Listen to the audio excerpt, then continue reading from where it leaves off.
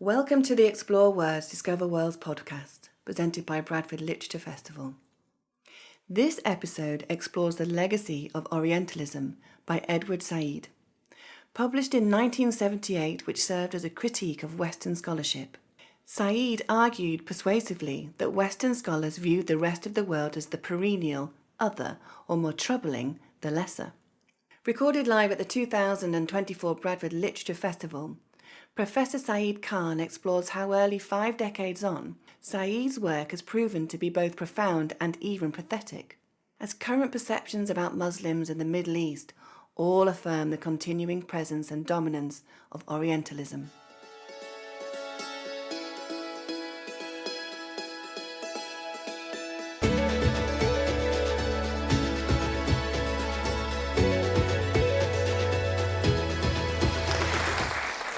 Thank you.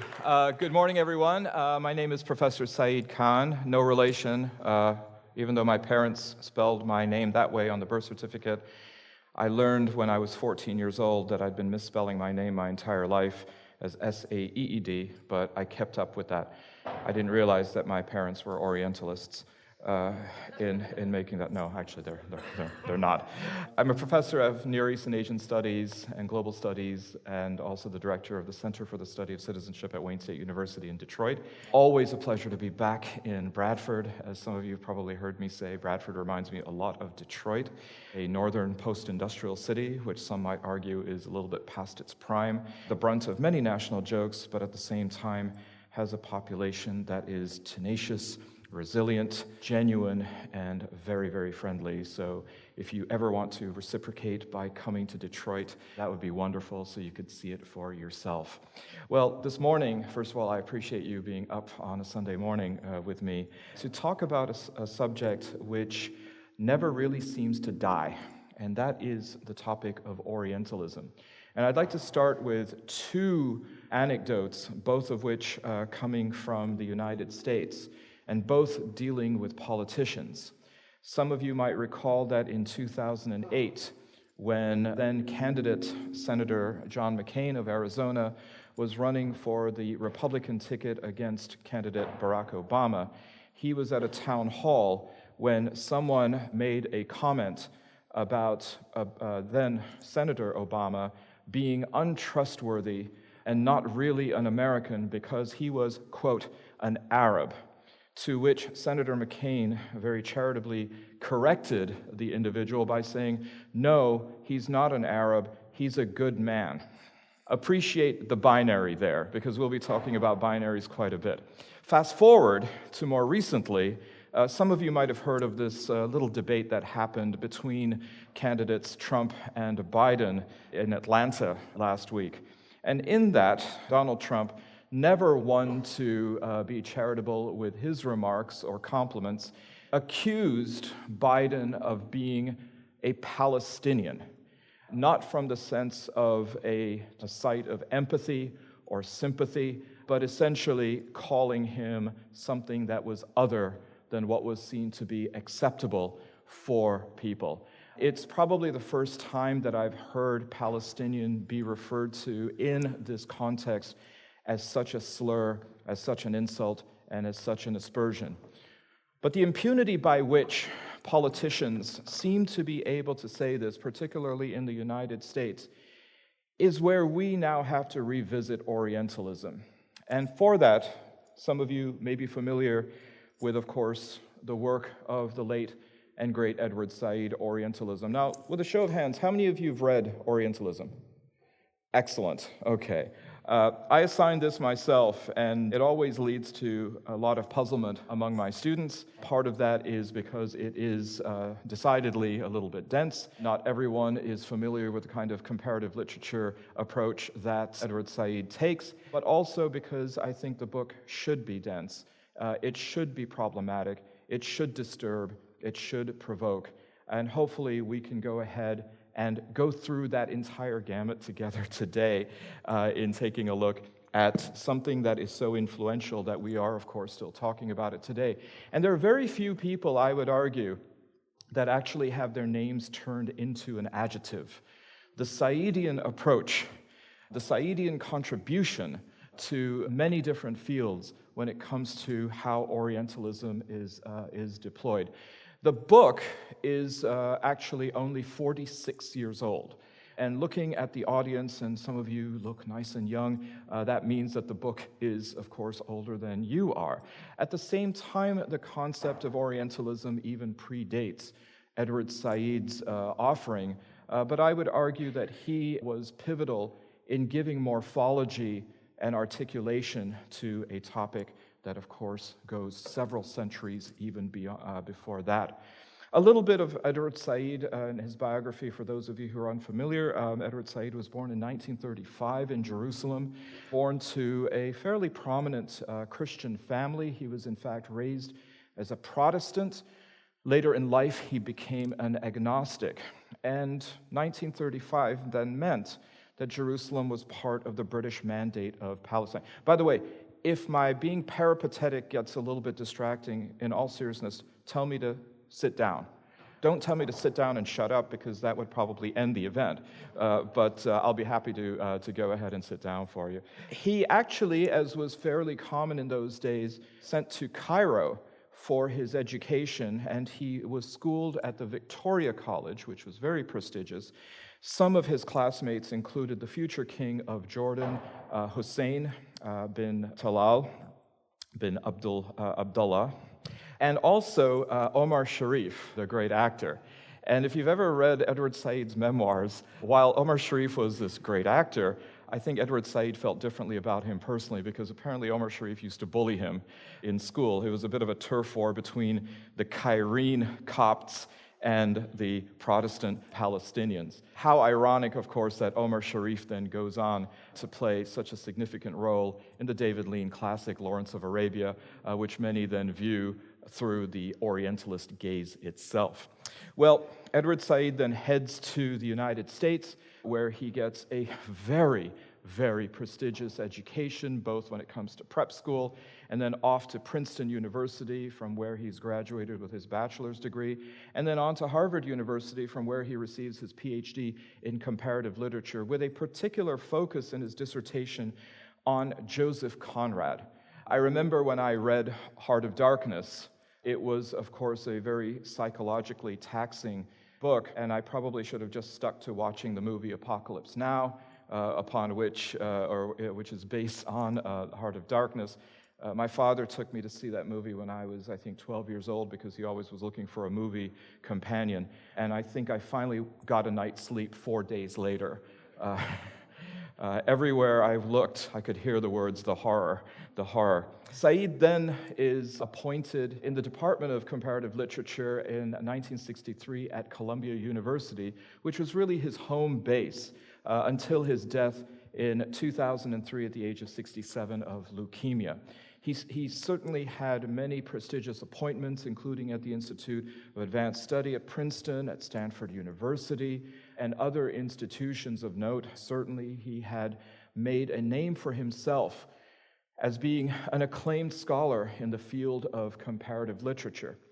But things changed for Edward Said in 1967. Here he is enjoying a very urbane and refined life on the Upper West Side of New York City, which is where Columbia is located. And in 67, of course, the Six-Day War occurs. And this, according to Said himself, becomes this turning point in his life, in his consciousness, and really in the lens that he uses to see the world around him. Six-Day War, of course, is the event where Israel then takes control of the Sinai Peninsula, the Gaza Strip, the West Bank, including East Jerusalem, and the Golan Heights. A very decisive and fairly totalistic conquest within less than a week. And for Said, this serves as a continuing trauma. He, of course, had to contend with the Nakba of 1948, with the creation of the State of Israel and the displacement of Palestinians. But now what he finds in 1967 is the phenomenon of who is approaching the Six-Day War, and particularly what are the representations, what are the constructions that are forming. For Saeed, having been ensconced in what probably then he felt was now a bubble of the liberal Upper West Side of New York, he was noticing that there was a kind of casual racism that was occurring. There was a form of deference to the Israeli narrative, and within that, constructions of the Arabs as being something other, something less, and maybe something not even human. And this really then traumatizes Saeed, and he feels a sense of betrayal that so many that he thought were refined and sophisticated were now feeling this way, particularly about his own brethren and his own people. And I was thinking about this from the standpoint of whether this was similar to what was happening in the 1890s in Paris during the time of the Dreyfus Affair. For those of you familiar, Alfred Dreyfus was a captain in the French Legion. He was somebody who was seen as an assimilated, therefore acceptable Jew, somebody who had left his Jewish identity at the door, which would have been mandated for him to rise through the echelons of certain institutions like the French Legion. Yet, what happens is he is wrongly accused of giving classified and sensitive documents to an official at the German consulate, this being, of course, about 23 years after the Franco-Prussian War, and he is charged for treason. He is, in fact, convicted, and it seems as though French society is perfectly acceptable with what is this miscarriage of justice, were it not for a writer like Émile Zola of holding a mirror up to the French society, and particularly that kind of French society which would be resemblant of what Edward Said was finding. Those engaged in a form of casual racism, despite the fact that they were doing so under the guise of a liberal, sophisticated, urbane construct. Long story short, thanks to the J'accuse articles by Zola, there is enough clamor that occurs in French society that Dreyfus is offered another trial. In that trial, he is not completely exonerated, but he is found to be worthy of being released for insufficient evidence, and it takes a while for him to be completely cleared and absolved of all of these charges. I find the parallels of this to be rather fascinating because of that sense of betrayal, of how people who seemingly are presenting themselves as being open-minded still fall into the clutches of tropes, misrepresentations, and perhaps generations-old prejudices that may exist. It's without a doubt that Said then takes what his experience is in 1967, and one that just doesn't stay isolated in 67, because then the Arab-Israeli conflict takes on new dimensions and new visibilities within the United States, and particularly on the East Coast of the United States in places like New York City. We find, of course, in 1973, another war, and we find then that as we continue throughout the 70s, there is a kind of centralization of the Arab-Israeli conflict within the imagination and within the discourse of, I'm sure, many of those with whom Said is engaging. Thus, with his background in comparative literature, and again, being a very urbane individual, one of Edward Said's other talents was he's a very accomplished classical pianist. So within this, he then engages in a deep dive of looking at the impact of discourse, looking at the impact on culture, looking on the impact on art and history and politics of this notion of the other. And what he finds then is going back into his safety zone, if you will, of understanding comparative literature. He explores what was the literature, particularly in the 18th and the 19th centuries in Europe, and the formation of not just the Arab, not just the Muslim, but in general, what was the non-West? How did the West perceive what it was not? Thus, we get into the term Orientalism. Today, when we think of Orientalism, we, of course, ascribe to it, and justifiably so, something which seems to be insidious, something which seems to be invidious, something which seems to be prejudicial and discriminatory. At the onset of at least 18th and 19th century Orientalism, one could argue that this was actually more of an insatiable curiosity, a curiosity based on not knowing what something else is. And I thought about if this was something that just emerges ex nihilo, out of nothing, in the 18th and the 19th century. And a little bit of research on my own, and certainly Edward Said did this as well, we found that this has been around for a very long time. I have a course that I teach on Occidentalism and Orientalism in the Eastern Mediterranean. You might think that we got paid by the word in the title, and that's why it was so long when we put it into the school bulletin. I assure you it was not. A lot of this had to do with the input of my colleague, who's an expert in classics and antiquity. So we co-teach the course every other year, and she focuses from antiquity to about the so-called middle period, and then I take over from the middle period, as though this is a relay race, into the very contemporary.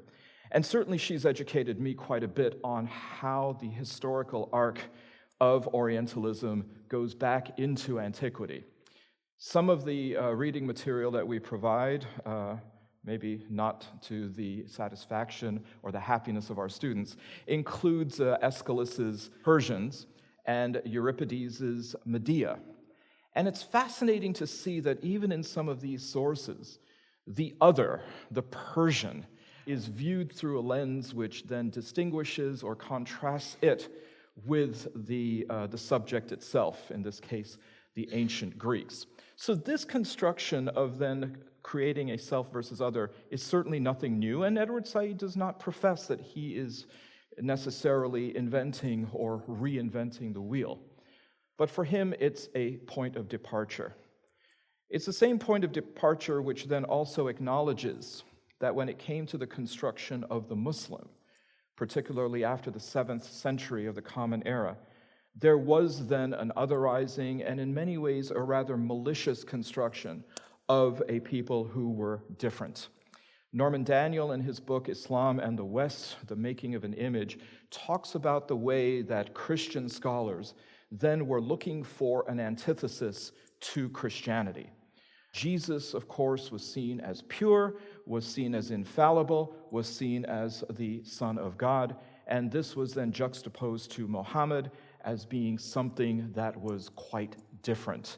In fact, one of the major insults that is then cast on the Prophet Muhammad is that he had a family and that he had human appetites, both of the social and even of the sexual nature. To which Muslims will, of course, say, yeah, okay, tell me another, because it was never professed that Muhammad was in competition with Jesus in the race to being divine or the only divine Son of God.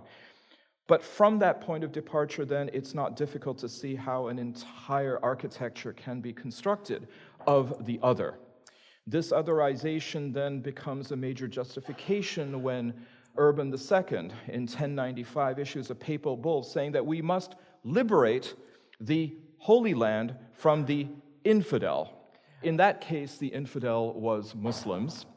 And Andrew Wheatcroft has a wonderful book called Infidel, which is actually a biography of the word. It's a wonderful meditation on the history of how the word infidel has been then deployed from, in the case of the middle period, the Muslim as being the infidel, and then in the 20th and 21st century, the infidel being, of course, the West in the gaze and imagination of some Muslims, and I suppose more recently, infidelity being a word that you heard in trials involving former presidents of the United States.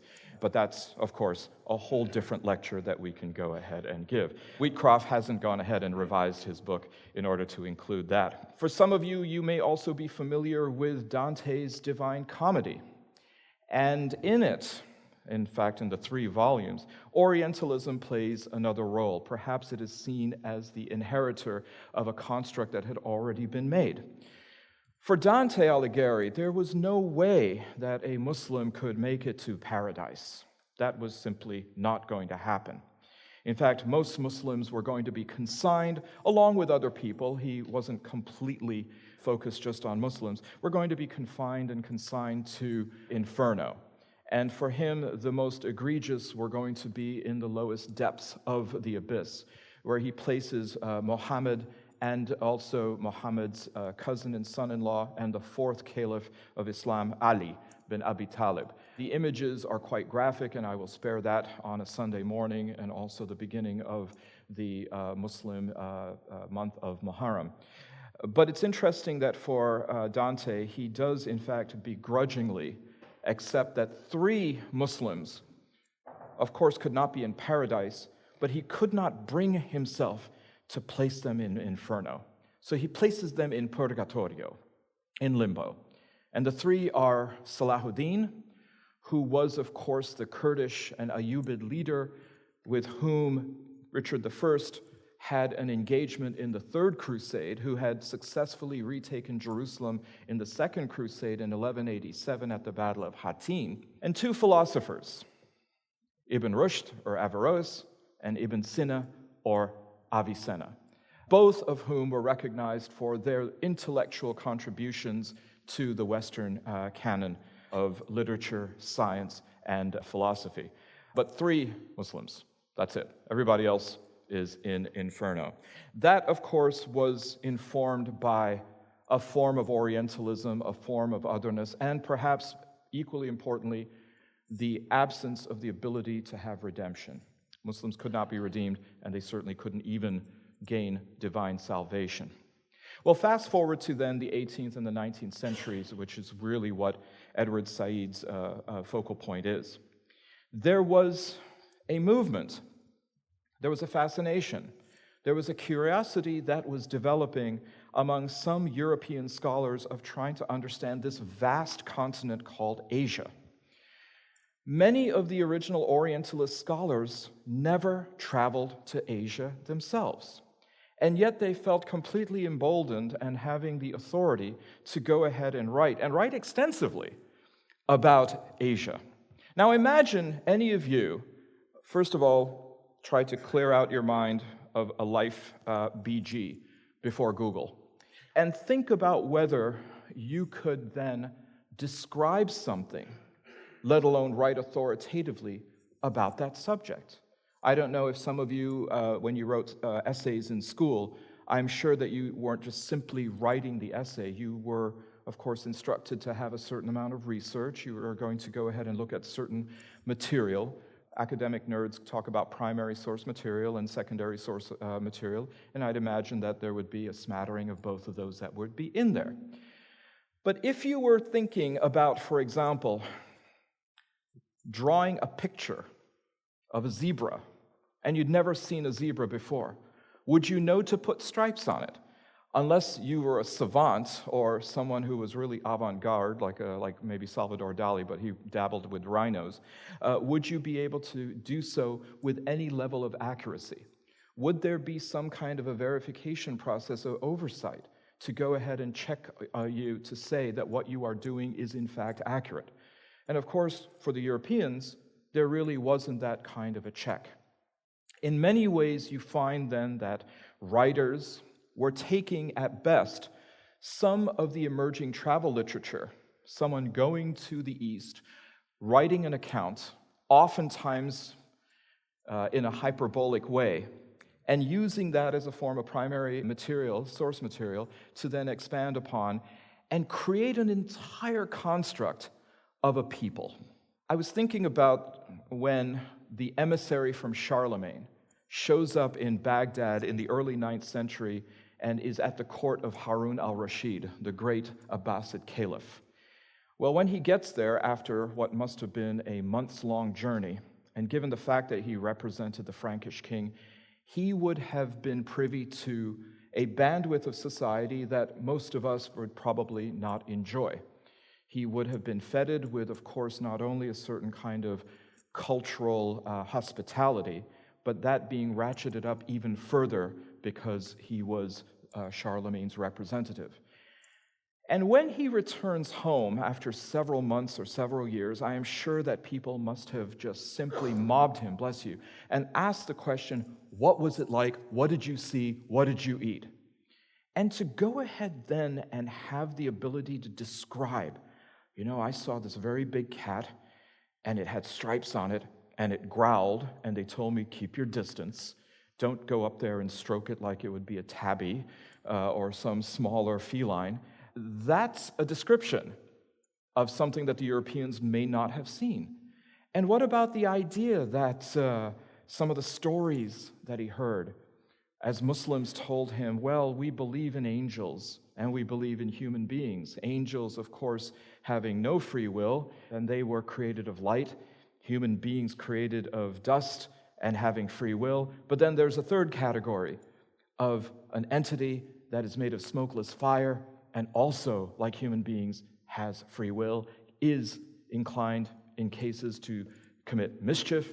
But if a human being can go ahead and tame that entity, then that entity will do its bidding. That entity is known as a jinn. What then is the etymological and the philosophical and the cosmological leap to the genie? What about the idea that if you are speaking to a Muslim and they said, 5 times a day we orient ourselves toward Mecca on a prayer rug, and the feeling we get from praying is an elevated one of spiritual piety and connection to God. Well, elevation then becomes flight, and flight on a prayer rug becomes a magic carpet. It's not difficult to see how these occur, but if you are that one individual who has been to Baghdad and you come back and you have the control of the storytelling, you can make up whatever you want because no one is going to hold you accountable. And perhaps in that very human quality of wanting to hear a story that is even more entertaining than possible, people are going to say, give us another, and go ahead and embellish because we don't mind. So the idea then of creating and constructing an image, a representation, as I said before, may simply be innocuous, may be benign, because of the lack of information to which one is privy. And so I would argue that in the early stages, and Saeed talks about this as well, that Orientalism was simply then fueled by wanting to understand something beyond one's own parochial experience. Well, as a result of it, that Orientalism also creates distortions. One of those distortions, of course, is delving into exotica. Another, of course, which is not a far leap from that, is delving into erotica. And so what we find then, as Saeed talks about, is some of the early literature and the artwork becomes very sexualized. And the site of this sexualization, of course, the site of this objectification, of course, is the Asian woman. And so when we find then in the artwork, or in this rather suggestive, and I'm hoping she's just winking, picture, we find then a representation, or if you will, a misrepresentation that occurs. So if we take a look then at a definition of Orientalism, it is essentially a discourse, it is a lens, it is an ideology, it is a construct, and some might even argue that is a full-blown pathology. Initially to try to understand Asia and the non-European world, but then it takes on a turn, which really becomes the focus for Edward Said. How did it go from being something innocuous to something pernicious? We can go ahead and explore the causality or the effect of these things. Some might argue, well, there was a sinister plot regarding Orientalism from the very beginning.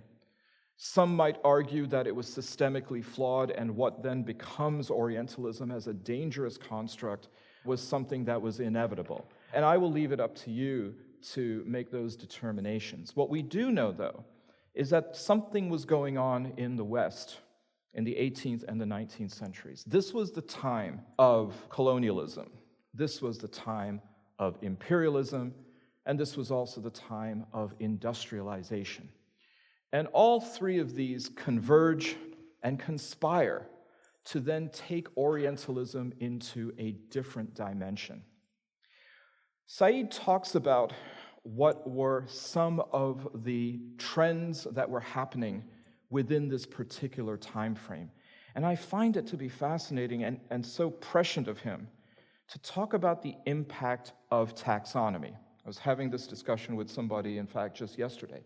This was an era where people were obsessed in the West with classifying things, categorizing things. This was the era of Linnaeus. This was the era of Mendeleev, putting together a periodic table, for example. By the way, he wasn't the first one to do that. You'll find that Muslim scientists in Baghdad were doing this centuries before. But you also found that this was the time of Darwin. I mean, after all, Darwin sails on the Beagle, and he's classifying birds according to their beaks, birds according to the colors of their feet. And this obsession then to go ahead and sort things out, again, would appear to be on its surface a very benign, a very innocuous pursuit, classifying nature. But then they also start to classify man. And you find some of the more nefarious aspects in the name of accepted science start to emerge. The late evolutionary biologist Stephen Jay Gould writes about this in his book, The Mismeasure of Man, which of course is a very, very clever word choice given the fact that Darwin's major opus was, of course, The Origin of Species and The Measure of Man. And in it, he talks about intelligence. And the way that he regards intelligence is a function of brain size. And brain size then becomes a function of cranium size. And he talks about how in the 19th century, in Victorian England, craniometry was all the rage. The bigger the cranium, the bigger the brain, the more intelligent somebody was. And lo and behold, there is a ranking. At the very bottom of the ranking, those who, through scientific methodology, are shown to have the smallest cranial size, therefore inferring the smallest brains, therefore inferring the smallest intellect, were the Hottentots, and yes, they use strange names as well, the Pygmies of Africa, the tribes of Java in Indonesia, and shock of shocks, the largest brain capacity, were among the Teutonic and Scandinavian people of the North. To poorly paraphrase Shakira, facts don't lie. Those kinds of studies would have gotten you tenure at any prestigious university in the West. Those studies would have gotten you acclaim in all of the major scientific societies. Now, today we can go ahead and sit here and say, wow, how could that possibly be? But perhaps there was a form of Orientalism that was already baked into the proverbial cake where people were accepting of this kind of conceit. And given the fact that in the 18th and the 19th centuries we had now moved to the age of reason, where science was the arbiter of understanding man's relationship to nature, at a time when man was able to conquer nature, at a time when someone like Alfred Nobel invents TNT, and you're able to then explode or detonate enough dynamite to bore a hole through what had been seen as God's creation, a mountain, in order to build a railway through it, shows how the turn of the imagination was now also pointing toward human beings. And that would be charitable if you saw people as human beings. In the project of industrialization, in order to then gain resources, in the project of colonization, in order to then obtain and control territory, in the project of imperialism, which was then the vehicle that allowed colonialism and industrialization to occur, somebody had to be seen as unequal. Somebody had to be seen as inferior. And this then helps explain how Asia and Africa, in particular, became inferiorized, entire continents. Now, for Saeed, he's also training his eyes on the Middle East. This, of course, was his ancestral homeland. These were his ancestral people. And while he himself was not Muslim, He understood the Islamicate all too well, and particularly how it had been placed in opposition to the West. The findings in the book and his assessment are rather sobering. In many ways, he is considered to be the first true post-colonial scholar, one who is living through this history that as colonies are now gaining their independence, some in rather brutal and violent fashion. For example, the year before he gains his appointment at Columbia, in 1962, we have the end of the rather brutal and bloody War of Independence in Algeria. But the rhetoric that he is now hearing about how people are being described, it may not necessarily be through the notion of biological determinism and simply saying, well, science proves that people with a smaller brain capacity just happen to be from certain parts of the world. He's listening to the distortions and the framings and the seizure of agency of people being able to define themselves. So now for Saeed, it's not about what he can assert as what an Arab is.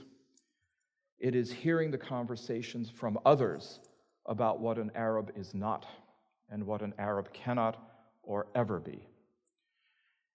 And this creates for him a sense of betrayal. A sense of betrayal not only for understanding a common humanity, but a sense of betrayal that how is the intellectual consequences of Orientalism as it is being deployed. And when we then look at Orientalism, perhaps in your experience, I'm sure that we have all then been privy to how these distortions play themselves out in a way that can only be described as casual. Take, for example, the current conflict in Gaza. It's not just about using words that could, of course, be offensive or insulting or dehumanizing or delegitimizing. It could simply be based on presumptions. One that I find to be particularly astounding as a historian comes to the notion of credibility of sources. The United States Congress, in what I suppose should be seen as an unsurprising move, 2 weeks ago passed a resolution in which it actually wasn't even a resolution, it was a rider to a bill, a funding bill for the Department of State, admonishing the Department of State from relying upon statistics that were provided by the Gaza Ministry of Health, under the presumption that if it's coming from Gaza, under the guise that it is because it's Hamas, that these are inherently unreliable, that they are distortive, that they are in fact lies and fabrications, all in an effort to go ahead and then minimize what has been verified by other international and independent sources as, and what they would also argue, is a far understated number of deaths, killings, and injuries within Gaza. But the rhetoric in a place like the United States is based on a presumption that is either explicitly or implicitly stated, that you cannot trust the Arab sources. By their very nature, they are flawed. That is an example of Orientalism. We also have then Orientalism that goes beyond the Middle East. We, of course, have at least emerged in part from the lockdown of the COVID-19 pandemic. And we heard, of course, the rhetoric as to the causation of the virus. The idea that, as at the time, President Trump called it the Kung flu, or the insistence on saying that it was the Wuhan virus when it came out, as a way to center it in China. That somehow or the other, either through the ineptitude or the intentionality in some kind of insidious plot out of a James Bond movie to then infect the entire world, bring the West to its knees, China then released the Kraken that is the COVID-19 virus from a laboratory in Wuhan, China. That still lingers. or the easy presumption that people will make to say, yes, of course it must be true because it's them. Notwithstanding, as we were saying in a panel just yesterday, the Spanish flu, as it has now been verified, was actually spread by American soldiers who entered World War I. It was the H1N1 influenza, which emanated from Fort Leavenworth, Kansas, and then spread around the world to then wipe out 3 to 10% of the world's population. Now, no one really seems to talk about that from the standpoint that, A, there was something sinister that the American government was doing. That was different when it came to, of course, giving syphilis to Black Americans in the Tuskegee experiments in the South during the 1960s. But here, the whole idea of blaming America or blaming the West as being somehow the other, and pardon the pun, pathologically inclined to spread disease doesn't occur. There is not necessarily, at the moment, the counterpoint to Orientalism, which would be Occidentalism, the examination of the West through perhaps a distorted gaze. There are so many examples that we see in the media or in public discourse which place then the East, or the so-called East, that Saeed talks about, in a negative register. And it begins in ways that we would again consider to be harmless, but it focuses on children. Take the movie Aladdin and the kind of constructs that are there with the villains, with who is saved and who can be saved from the standpoint of a damsel in distress. These reproductions of representations then demonstrate that Edward Said's thesis was sound, that what he was talking about that occurred and that was constructed in the 18th and the 19th centuries still has, for whatever reason, shelf life. And it's not just simply about reading these accounts from 200 years ago.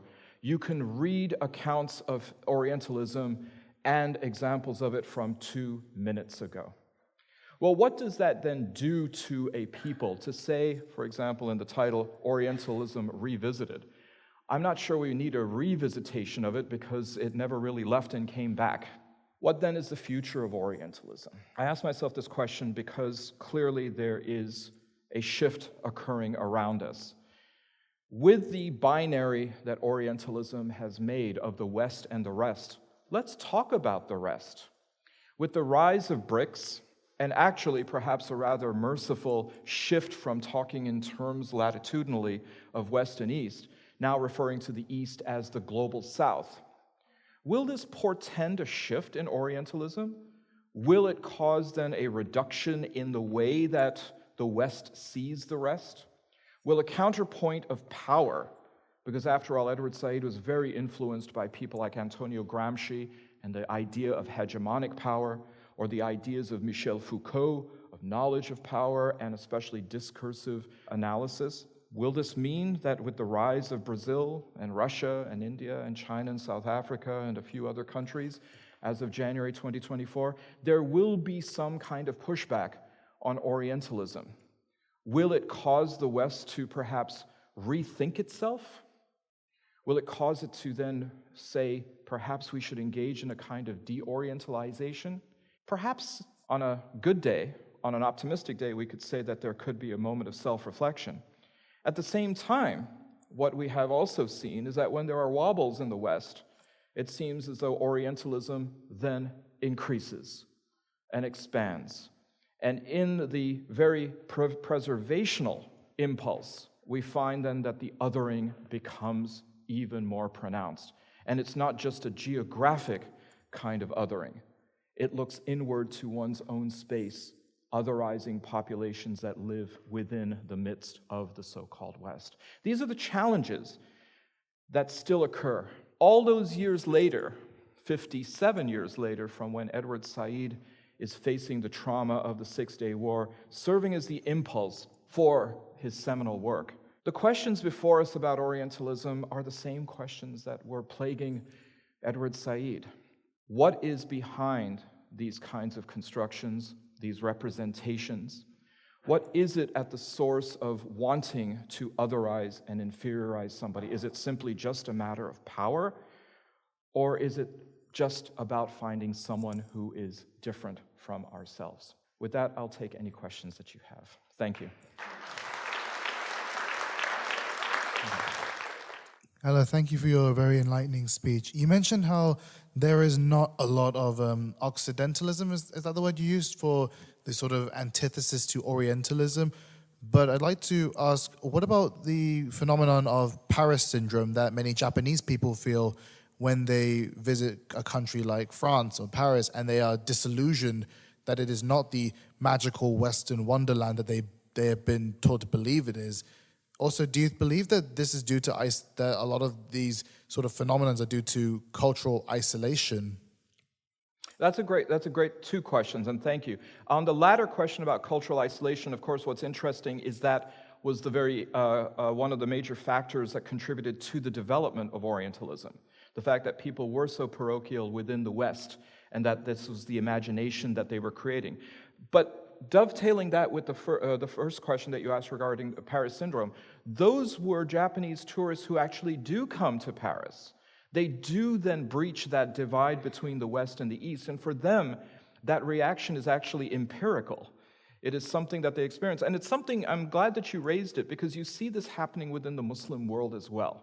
There were these moments of intervention, and there were these moments of responses. Perhaps for me, one of the more famous ones is Sayyid Qutb, who is seen as one of the very influential figures in at least the second dimension of the Muslim Brotherhood, or the Ikhwan al-Muslimin in Egypt, well after its founder, Hassan al-Banna, in 1928. Well, in the early 1950s, Qutb, himself a student and a maven of literature, particularly Western literature, and in part American literature, actually then travels to the United States.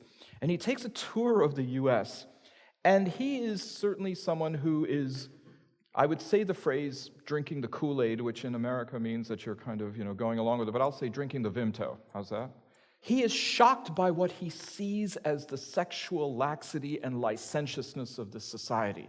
And what particularly triggers him is a song which now, especially vis-a-vis the Me Too movement of a few years ago, has been rightly criticized. A song called Baby It's Cold Outside, which deals with very questionable consensual relations between a man and a woman. And he sees particularly the way that people are dancing to this song, and it freaks him out. He goes back to Egypt, and of course that may not be the only factor, but the disillusionment that he has to the West could certainly be seen as a form of Occidentalism. I think you're absolutely right. But one of the major differences is that, to borrow from Malcolm Gladwell and The Tipping Point, that kind of Occidentalism doesn't have stickiness, and it does not develop into a competing, let alone a dominant narrative as a counterpoint to Orientalism. But thank you. Hi, thank you for your speech. It was wonderful. But first, I'm going to give some context behind where I critique Orientalism, and then I'm going to ask you a question based on that critique. So, for Edward Said, he believes that the West has Orientalized in the East by creating a lot of these grand narratives that simply generalize the East and say that the East is beneath the West. However, in your speech, when you talk about BRICS and the West, you're Orientalizing both the East and the West through that logic, using Foucaultian oppressor-oppressed binaries. Because again, nothing really unites BRICS in a way that unites, say, NATO, because that's material sort of a coalition, whereas BRICS is really just a combination of countries like Russia and China, which really have no common interests beyond anti-Westernism.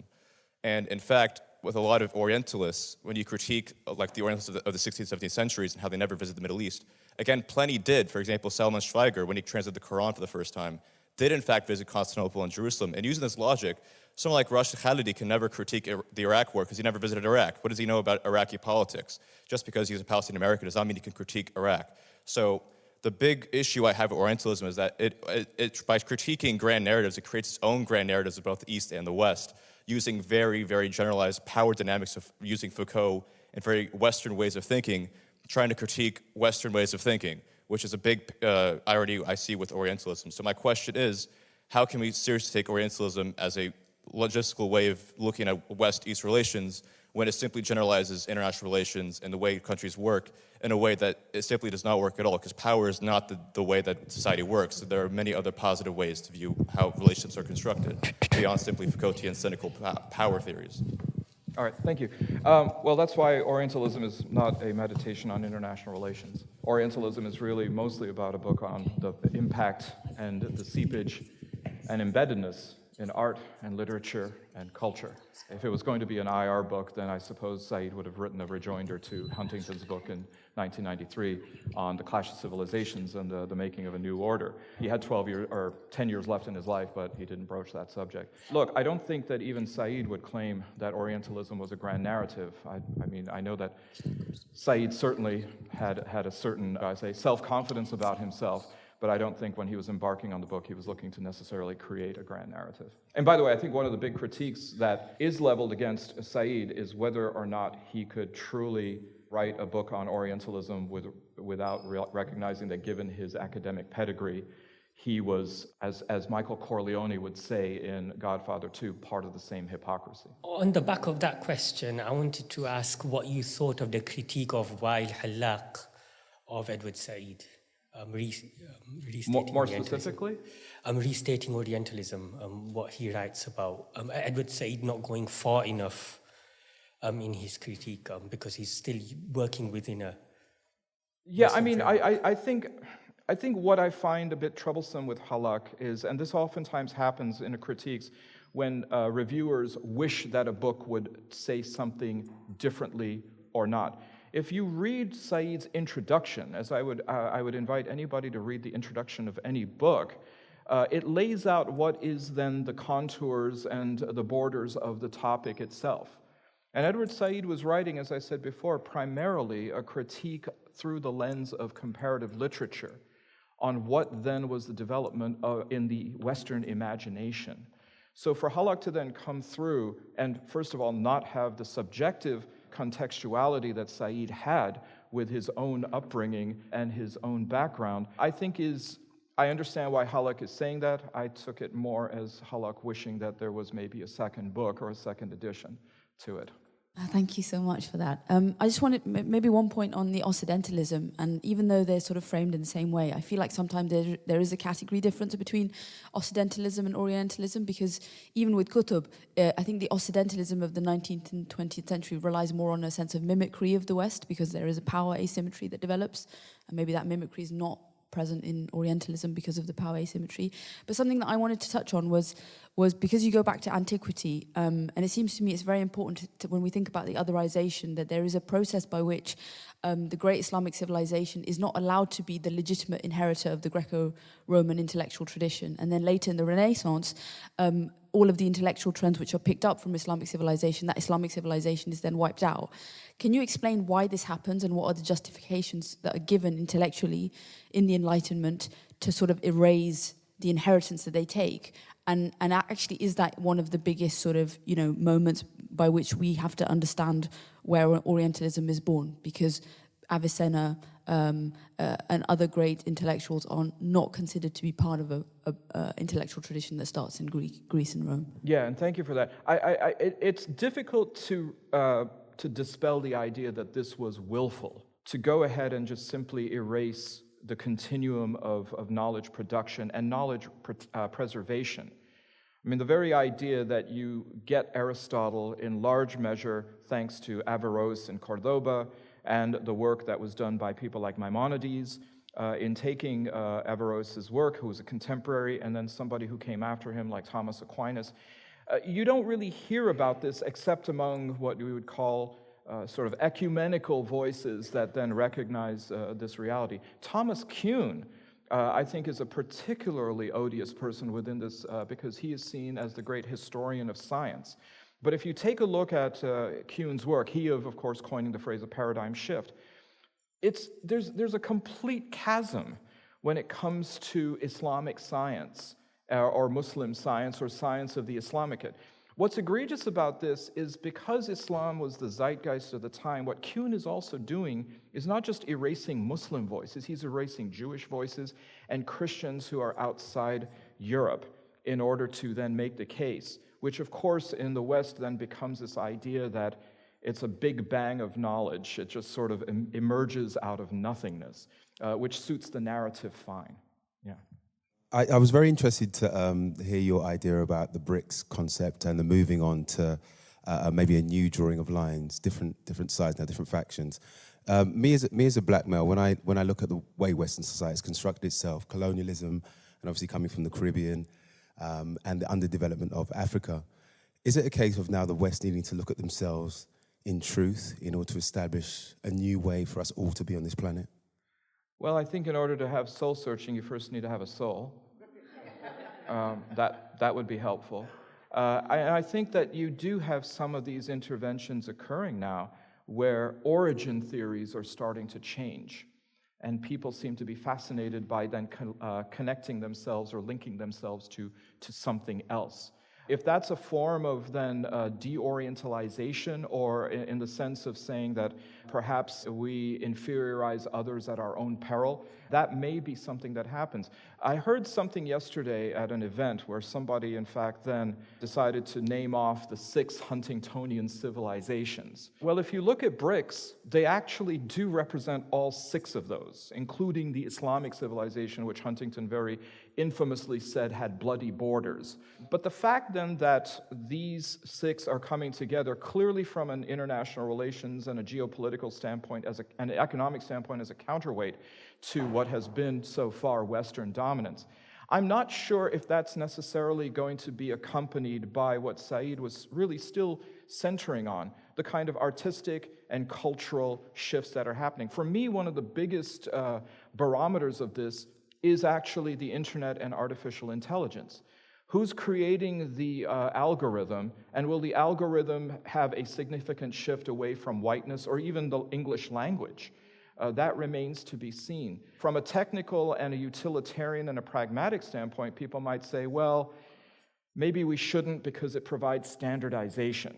But whose standardization is it, and will it then simply replicate and reproduce some of the tropes that Saeed already wrote about and warned us about? Should we cease to use the Eurocentric compass?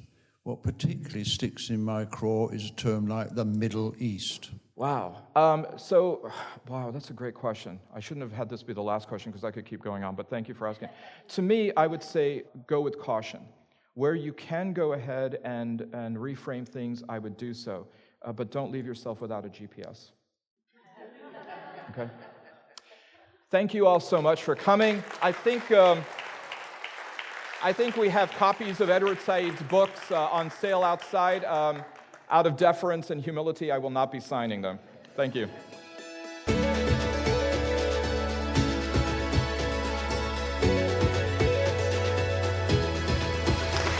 Thank you for joining us on this episode of the Explore Words, Discover Worlds podcast, presented by Bradford Literature Festival. If you enjoyed this episode and you'd like to help support the podcast, please subscribe, share this episode with others, and leave a rating. Mark your calendars for the return of Bradford Literature Festival on Friday the 27th of June to Sunday the 6th of July 2025.